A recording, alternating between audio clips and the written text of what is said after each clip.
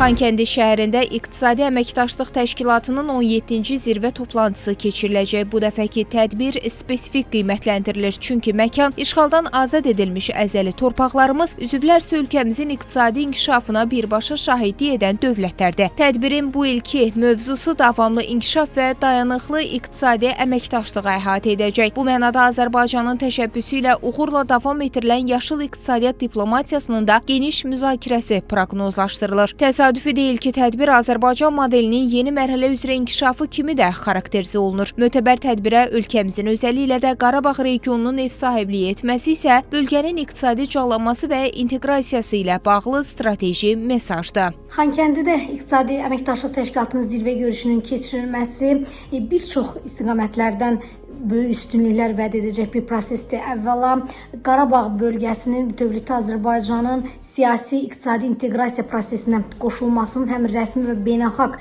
təsdiqidir. Digər tərəfdən müvafiq bölgədə təhlükəsizliyin, sabitliyin formalaşdırılmasının təzahürüdür. Eyni zamanda həm infrastruktur, həm investisiya, həm logistika imkanlarının bütün dünyaya, beynəlxalq ictimaiyyətə çatdırılması baxımından da bu bölgədə belə bir mötəbər tədbirin keçirilməsi böyük önəm daşımış olur. Mütəxəssislər bildirirlər ki, Türk Dövlətləri Təşkilatının bu tədbirdə təmsil olunması və Azərbaycanın iki strateji müttəfiqi Pakistan və Türkiyənin həlledici mövqeyə sahib olması ölkəmizin bu təşkilatda iştirakını zəruriləşdirir. Təşkilat üzvlərinin Azərbaycanın əhəmiyyətli ticarət partnyorları olması isə sammitin əhəmiyyəti və region üçün qazandıra biləcəyi dividendlər məsələsini aktuallaşdırır. Orta dəhlizin aktuallaşması İqtisadi Əməkdaşlıq Təşkilatı üzvlərinin bir çox ölkələrin bu dəhlizdə birbaşa iştirak etməsi, dəhlizin üzərində olması, ölkələr arasında həm sadələşmiş ticarət qaydalarının tətbiqinə, həm də eyni zamanda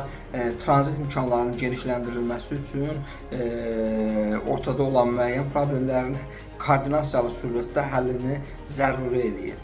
Qarşıdakı tədbirin Qarabağda keçirilməsi, Qarabağda, Xankəndidə keçirilməsində xüsusi əhəmiyyəti var. Bu həm qonaqların işğaldan azad olunmuş ərazilərdə, belə deyək ki, ərazilərin bərpası ilə tanışlıq, həm də eyni zamanda bura investisiya imkanlarının müzakirəsi baxımdan əhəmiyyətlidir. Odur ki, İqtisadi Əməkdaşlıq Təşkilatının sammiti həm də təşkilat üzvlərini regiona cəlb etmək baxımından əhəmiyyətli hadisə olacaq. Bu mənada birliyin 17-ci zirvə görüşü protokol tədbir kimi deyil, Qarabağın iqtisadi potensialının bütünlüklə nümayişi üçün münbit zəmin kimi izah olunur. Azərbaycanın regional rəhbərliyi isə heç şübhəsiz ki, bu zirvə ilə daha aydın görünəcək. Zeynəb Mirzəyeva, Real.